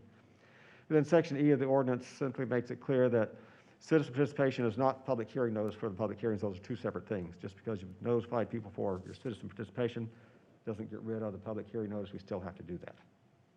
So that's the ordinance itself. Pretty straightforward. And then here's a quick summary of the guidelines that go along with this. Again, some differences here. The ordinance, once you adopt that, that's code. To change that, we'll be back here through a public hearing process. Guidelines a little bit more flexible. We can make tweaks to those very easily as we see they're not working or people need something a little clearer. We can adjust those. If for any reason we made major changes, we'd probably bring them back just to let you know what we're doing. But again, the guidelines further define the purpose of the citizen participation, try to get that dialogue going between an applicant and the surrounding neighbors. It again reviews a little bit more detail the minimum requirements for the plan and what they need to do to have an effective, viable plan, what we're looking for in the report, and then gives a couple of examples. Here's what a plan might look like, here's what a report might look like, so they have that guidance as they prepare those documents. So that's it. Pretty straightforward. Planning Zoning Commission's looked at this back in July, and they recommend approval along with staff. Thank you. Is there a minimum time between when they have to do the meeting, between that and the public hearing? Like, you don't want them to do it like when there's only a week between or something like that? So hopefully I remember this correctly in the ordinance, that I believe they're required to submit their plan to staff 10 days prior to the public hearing. So we have it before we finalize our report and send it out to the Planning and Zoning Commission. So they'd have to do all their work before that so they could prepare the report to us. Related question, there's no specific timeframes in the code for how much notice they have to give of their meetings or whatever event they're going to have, like we have to do 15-day notice. Okay, we haven't put anything specific in there because the variety of types of events they may do and the way they may do it, we didn't want to put that in an ordinance. So again, we want that flexibility through the guidelines and through work in an individual case. So we know what's reasonable, and if somebody's not being reasonable, we can point that out, and they can delay their case later on if they try to do something that really doesn't work. Thank you. Any questions? Yes. Yes, thank you, Mayor. In your report, you spent quite a bit of time on the P&Z Commission and their concerns and additions. I think the last paragraph, they requested a few minor modifications and then voted unanimously. So I assume those modifications were kind of incorporated Yes. then into what Yes. we're seeing tonight. And then you alluded to earlier in your presentation about, this project we're going to review next. So something like that would have a process like this, but Yes. it just would be on a smaller scale? Is Right, that- yeah, we would anticipate something quite as robust as we would expect for, again, a bigger rezoning of a large tract or something. in the development community in general throughout the valley where these ordinances are already in place are kind of used to this and they kind of They're expect usually it almost. surprised when we don't have one, Yeah. when they come here. Okay, good. I'm Strissling. I sent 2 emails with some questions addressing notice and other things, and a person having standing to be part of this particular citizens committee, et cetera. So I just wanted to put on record that I sent them to you, and I would appreciate a response to some. I won't go through all of them, because there was quite a few. But Yes, I thank you for those. They were helpful. thank you. Thank you. Do we have speaker cards? No? David, do you have any questions? Oh, do you have a speaker card? Okay, come on up.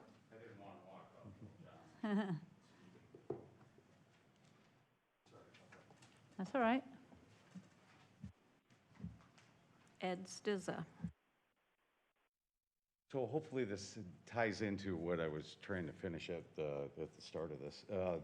So this is super fantastic that you guys are considering this, and I think it's going to be helpful for the whole, just to keep congruency with everybody between the public and P&Z and you guys. Hopefully it'll collectively help.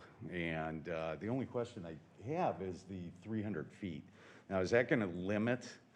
So if you're outside of that circle of 300 feet, is that legally going to stop you from participating in that particular, in the meeting? So I don't know if that. No, it's not. It's open to the whole public. The idea Okay. is the 300 feet is, at a minimum, you're getting the people most impacted.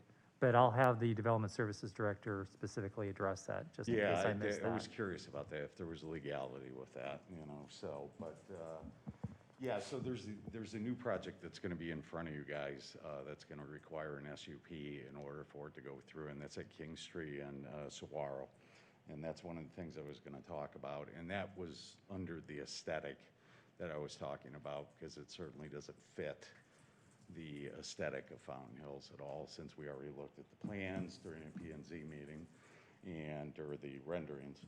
So anyway, this hopefully will help and bring that out into the public so that the public has some idea that it's going to affect, you know, certain people directly, and I think it's going to affect everybody because you're going to drive by it, right? And then my last question was on this. You can't, this would not apply to anybody or any project under the capital improvements, like AKA the crosswalk, right? That's not, this is not going to apply to that. This is development project. It's just development, right? Okay. But I just wanna will, make I sure. will tell you, though, I've charged our community relations manager to develop a town-wide citizen engagement process. It would not necessarily just be for capital improvement projects, but it could be anything. Let's say we were doing a general plan, or we're doing something out there, or a parks master plan. We would basically develop a process of ways of trying to reach out to the public, try to get their participation and involvement. So he is helping me try to develop what that process is going to look like. So that's good, great. So this is specific only to new development. Grady, though, for a development, though, it wouldn't be a development that didn't need to rezone or special use or anything. If they're just going to use the property for what it's zoned for. Yes, if- And they don't require anything, Yeah, I so don't. just, the mayor's making a very good point. So Right. if there's an entitlement, meaning the zoning's already in place, there's no other requirements on them, this process we just talked about, you know, tonight, does not impact it. So the zoning's in place, they have all the rights to develop it. They do not need to go through this public What about participation the process. specifics at King Street and Saguaro? 'Cause I'm I gonna don't know let how much you Mr. know of that project. of I'm going course, to let yes. Mr. Wesley address that, plus the 300 feet question that you had. Okay. Do we want to go that specific here? You're not voting on it. I'm sorry. Oh, no, I'm just saying that, you know, not talking about another specific project right now. I'm not sure that we want to do that. Well, I think it's safe to talk, we could talk about it hypothetically. Okay. So, John, why don't you kind of think about it in that sense? But right now, why don't you address, he asked, and I answered his question about the 300 feet, and I thought I was correct, but if you can elaborate. Yeah, I'll elaborate a little bit. So, Mayor, again, particularly in response to that 300-foot question. So, interestingly enough, at the Planning and Zoning Commission, in the discussion there, some of the citizen input we received at that point, originally had maybe a little bit larger inclusion of notice for the citizen participation process. And the feeling was there, no, we don't want people from all over town that might come and comment on what's happening locally here. To us, we want to, keep it maybe a little bit more balanced. And so we stayed with that 300 foot. So in agreement with Mr. Miller, yes, as far as I know, they wouldn't be limited. I don't think, it's a developer's meeting, if they have a meeting. It's not the town's meeting. And how they might control who comes in and who doesn't, that's going to be up to them. They don't actually even have to have a meeting per se. It can be a Zoom meeting, it can be a website, or whatever. Who, I don't know how they would control who comes on and off a website. So, generally speaking, yes, the larger group should be able to participate and give their input. They just wouldn't be specifically targeted. But some gets up to the developer and how they actually structure their citizen input.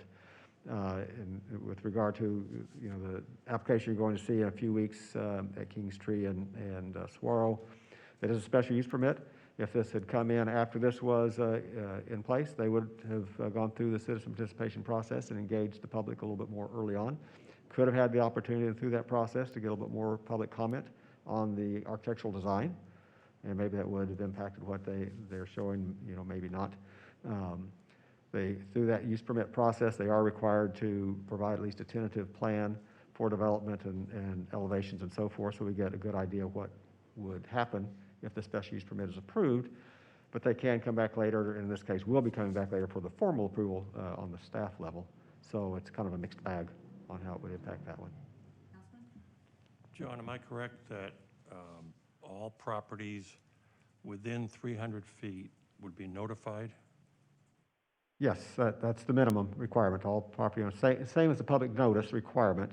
And we've worded it that way that it would stay the same as the public notice. In case that ever changed for some reason to 500 or 600, whatever, we wouldn't have to change this ordinance. It would always be the same. But today it is 300 feet.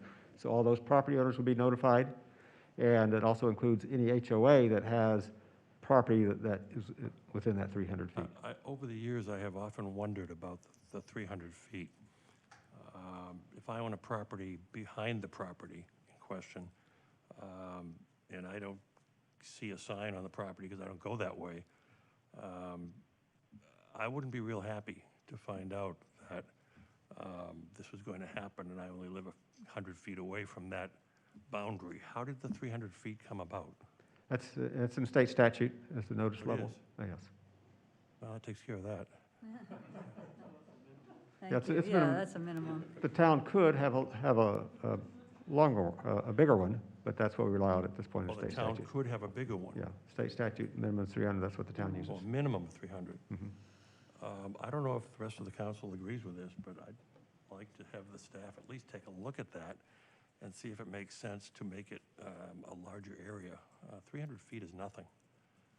I think this kind of goes along with a couple of questions that some folks had asked me, and it touches on what you said. Does this put us at a competitive disadvantage? Now, it sounds almost like it's pretty accepted that this sort of a move is made. If we went and looked at something like what Alan just said, we're walking a line here, so do you think that something like that would put us at a competitive disadvantage? And then the second part that someone asked me was, do we have a go-to place? So if a developer or a business says, I want to try something in Fountain Hills, is it really clear? Is there a package or a packet or something that helps them along the way? That was a question that I was asked. Mayor, in general, or would there be with this specific process?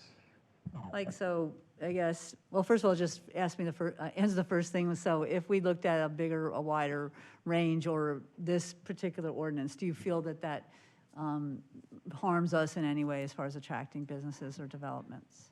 Mayor, we could look at that a little bit closer. Again, my experience in Mesa, it was a bigger radius area for notification. And so it'd be consistent, I know, with that city, but I have to look at more to see how prevalent it is to have more than the. Excuse me, John, I think what the mayor is asking, the first part of her question was a competitive disadvantage. Right. With us compared to our other cities Right. around us. Right. And I think what I heard from you earlier today on this same question is that all the other cities pretty much have a very similar citizen engagement process for development. So it should not affect our competitiveness. Right, with regard to that, I thought she'd expanded that to more specific piece. Well, and the 300 feet though might if everybody else is, but that's still pretty minor. I don't know. I don't really see a problem with that. But then the other part was, is there a go-to? Is part of even our responsibility to have, when you move in, how we have all that information. Is there something like that, a place to go? Or do they just go to the development department and say, look, I'm looking at putting in a business? Somebody just wanted to know if we had a simplified, guides to somebody that might want to come here. So, Mayor, certainly we get a lot of people that come in to the office that call us on the phone, and we help them through it. We have some things that I've looked at that are a little bit older that probably could be updated. Might be something that James Smith and our department could look at. But also, as I'll show you in a couple of weeks, when we go to our online permit process, we've done an extensive list there for different types of development and what the submittal requirements are and what those processes are. So that information will soon be available that way. That's great, thank you. Yes, A place to go, a place to look presumes that people have any idea what to do. And I'm going to presume that most people wouldn't. Did I understand you to say that Mesa had a larger area? Yes, the notification requirements for more than 300 feet. What was it, do you remember? It's been 2 years now. I'm sorry? It's been over 2 years now. I don't remember now. I want to say it was 600 feet, but. Okay, I really would like the staff to take a look at this.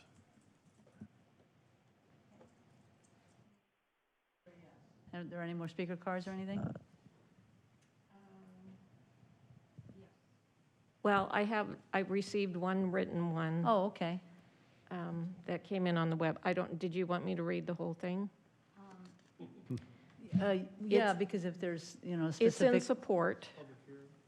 It's Liz Gildersleeve, and she said, citizen participation in the zoning process would establish more transparency while providing an opportunity for impacted residents to participate earlier in the process and better understand proposed developments that may impact their property.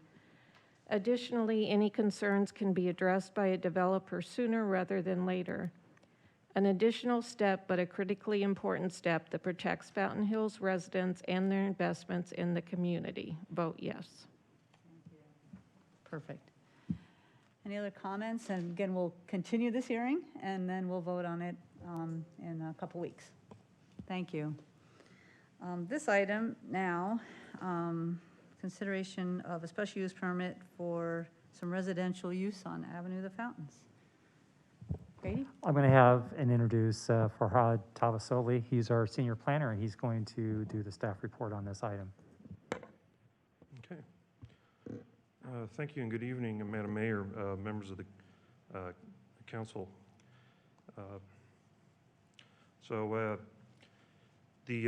As Grady mentioned, the purpose of this request here is a special use permit to allow residential use on a couple parcels within the C2 zoning district.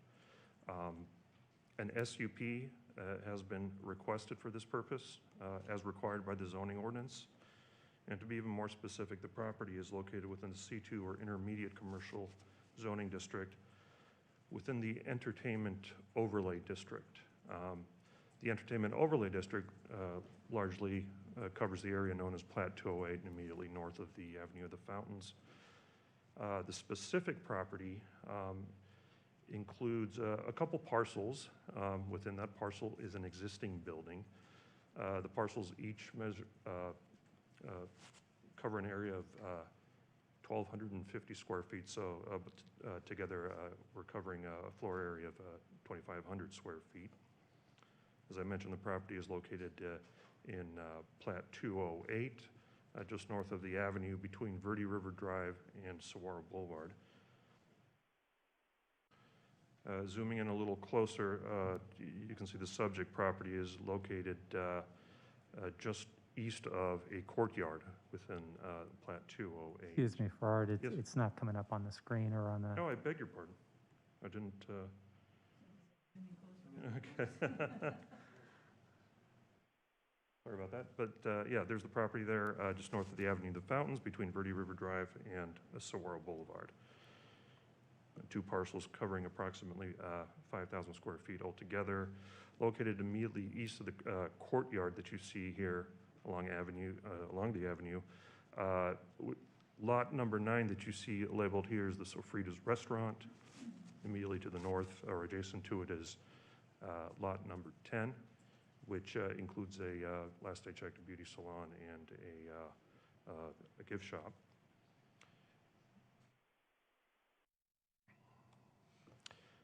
Here's a photo that I shot from within the courtyard. The subject property is the ochre colored building immediately right here on the far left. I mentioned the 2 parcels that you saw earlier were about 2,500 square feet.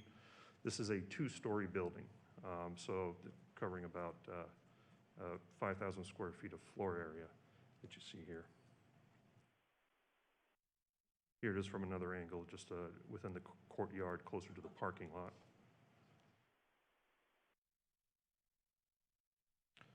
So what is the applicant requesting in this case? Well, the applicant intends to maintain the existing building, to use the ground floor for residential, and that is particularly the purpose for this special use permit request. Within the entertainment overlay district, residential is allowed on the 2nd floor as a matter of right, at a density of 1 unit per acre. And in this case, if it's less than an acre, we would round up. So there would be 2 residential units on the 2nd floor, allowed by right, as you saw in the existing building. Again, the purpose of this special use permit request is to allow residential on the 1st floor. The applicant plans to completely remodel both floors, and it is possible that there will be some exterior modifications, largely dictated by the current building code, the International Building Code for 2018. I'm sorry, can I interrupt? Just one quick question. Yes, sir. Did I understand you to say that they already have residential on the 2nd floor? No. No, sir. Then what would be, what is there on the 2nd floor now, and what would be, any idea how it would be used? Madam Mayor, Mr. Chairman, I believe, if I'm not mistaken, the building is vacant. I believe there were some tenants in there prior to this, as you can see in that directory here in this photo, right beside the entrance into the building. I believe there were some office uses, but I believe currently as it exists right now, the 4 units in there are vacant. Thank you.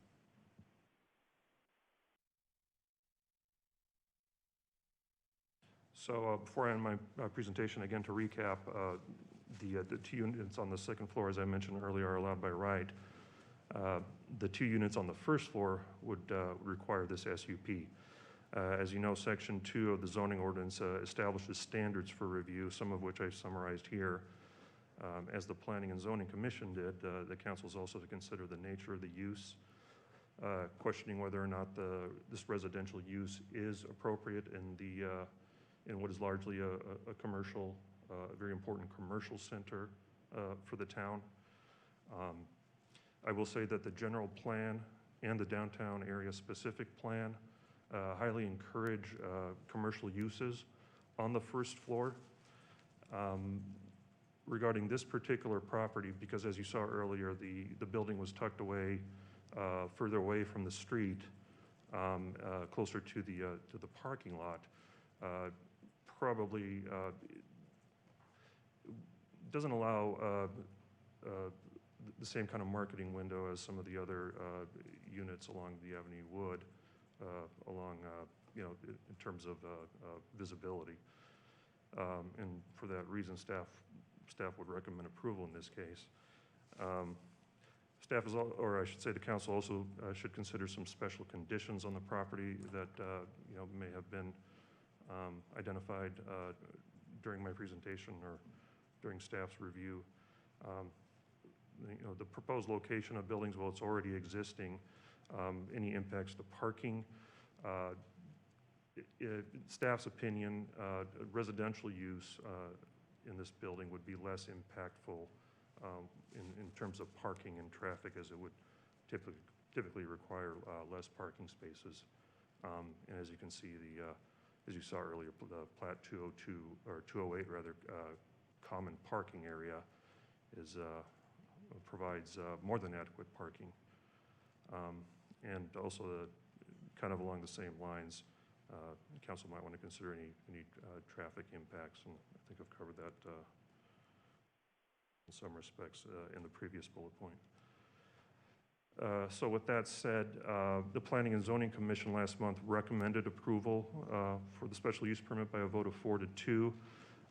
Staff also recommends approval as we believe that it provides a good mix of, helps provide a good mix of uses for the Plat 208 overall. Thank you. Thank you, Mayor. Farad, the two dissenting votes on the commission, can you explain what their objections were, or?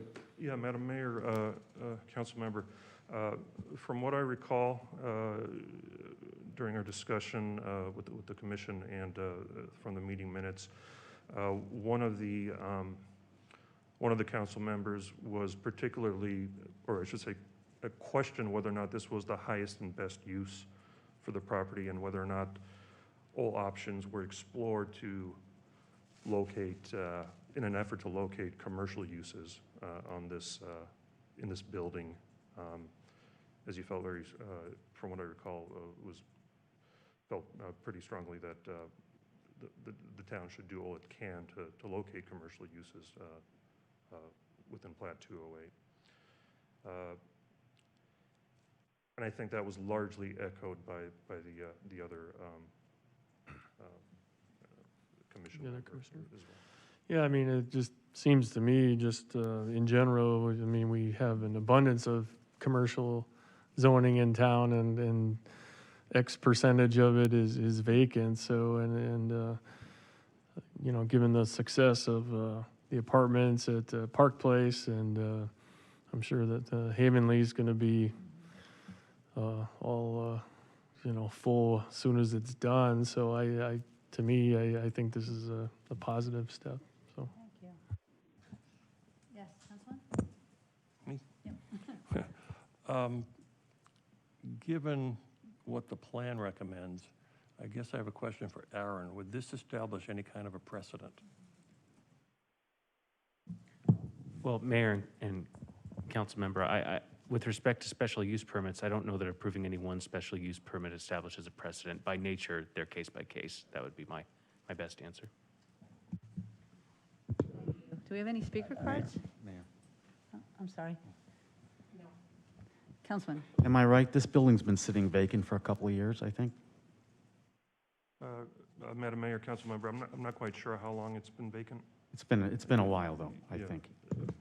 Thank you. And I should mention the applicant is here as well, probably has some more familiarity with the condition and the history of the property. Thank you. Any other comments or questions? Yes, Councilwoman. I just want to say I'm excited at the concept of mixed use. It's something that's in the general plan. It's something that we've talked about for years. I think it's a great opportunity. Very good, thank you. Anybody, David, you have anything? No, Mayor. Thank you. Would someone like to make a motion, please? It's kind of long, it's on 239.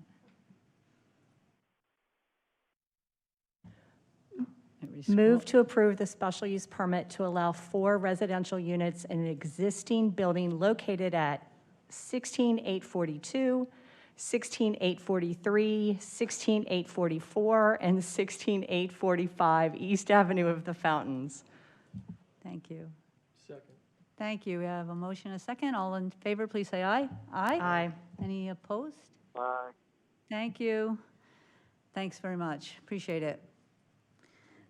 Next item is just a little bit of slight correction to the wording of it. You're not authorizing me to vote. I'm asking you, I want to get direction on how I should vote. It's my role to vote at the Resolutions Committee at the League, and while I'm there, there's these 4 items, and I would like to ask you all what you think of them. I know that Sharon, Peggy, David, and Mike were all on committees that brought these forward, so if you all, I would take the first one, Sharon, which is the budget one, and if you have any input or anything you'd like to say on that, if you don't, that's fine, but these are the policy committees that the League of Cities and Towns have, and then they come up with the legislative agenda, and we're lucky to have volunteers from our council on several of those committees, so Sharon, did you have anything? I don't think I have anything to input. I kind of feel like they did a lot of research, and there's a lot of good information that's coming to you from our little subcommittee, whatever it's called. Well, thank you. And David Pock, do you have any concerns with this at all? Are you here? Sorry. I should have told you earlier, I was going to ask you, but this is the ability to amend a budget with plenty of notice and such. I don't know if you've even seen it, I'm sorry. No, I can tell by your eyes. I'd be happy to, but I don't have anything to add at this time. Well, you take a look at it, but, you know, later, but I'm sure it's fine, because the committee came up with it and the league approved, decided to bring it forward, so. And then we had one, Peggy, you were in the neighborhoods, quality of life and sustainability. Do you have any input on that? I think it looks good. I mean, there's been a lot of discussion about fireworks, et cetera, but to me, this would give it, you can specify the period when the cities and towns may prohibit the use and modify the definition. So I think, it'd be subjective for each town to address that, so I think it would be fine for you. Thank you. And David is on public safety, military affairs, and the courts, and that one was about, where is that one? Trying to find the one that they came up with. Did you have one, David? No? Maybe. I'm not sure. No? Yeah, I don't think, actually, I don't think the I don't committee. think there was. Yeah, they didn't forward anything. Thank you. And then the last one is Mike's, transportation, infrastructure, and public works, and that one doesn't look like you guys had one either. So we have 4 resolutions, and I just wanted you, make sure that you all saw them, and that oh, yes, Grady. I was just going to comment. I know David wasn't prepared to answer, but I can respond. So right now under state law, when the council adopts the tentative budget, that pretty much sets the limits under state law. So what this is trying to do is allow cities, so long as they do all the public noticing and such, they can actually adjust the budget upwards, as long as they're doing all the public engagement and noticing. So right now, it's kind of locked in place. When you do your budget adoption, you do the tentative and you do the final adoption. So that's what this is trying to do. It actually provides, I think it's a good thing, and most of the cities support this. Okay. And then the fireworks one, and then the fire district, water district one. I was going to make a joke about the sanitary district, but I'll let them off the hook. And then, and then Peggy. So I will go there, listen to the discussion, and I guess if we want to take a vote, we can do that to vote that. Oh, I'm sorry, we have a comment. We did receive one from Liz Gildersleeve. Against. More council discussion and public input. It is needed on the 4 resolutions provided in the staff summary, particularly the 4th bullet point that mentions in part solutions regarding housing and homeless advocates, as well as providing continuum of care providers additional resources. The wording for this 4th resolution and bullet point seems purposely vague, but could have significant impacts to Fountain Hills and warrants more discussion and clarity. Vote no on authorizing Mayor Dickey to vote on behalf of the Fountain Hills. Mayor, Yes, Councilman? I'm going to move that council authorize the mayor to vote in favor of these resolutions. I second. Thank you. All in favor, please say aye. Aye? Aye. Thank you. And we'll report on it after at the league, and some of us were still expecting to go, right? But hopefully they'll be able to hold that live. Next is our usual council discussion direction to town manager. Any? No? All right. I'll take a motion to adjourn, please. So moved. All in favor, say aye. Aye. Thank you very much. Thank you. Bye, David.